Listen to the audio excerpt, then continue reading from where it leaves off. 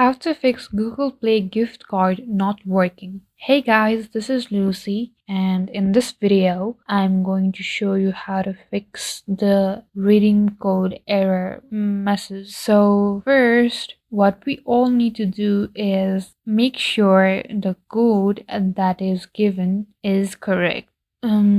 After that, what we need to do is just go to Google Play Store and click on the profile in the top right corner and go in payments and subscriptions.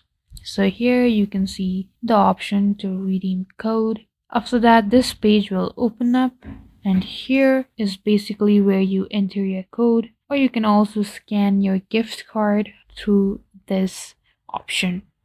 If it's still not working, if it's still telling there is an error, make sure you're connected to your Wi-Fi. If this also doesn't work, go ahead and update your device software. After that, restart your device and surely your problem should be fixed. Thank you guys for watching. Like and subscribe for more videos, and I'll meet you guys in the next video.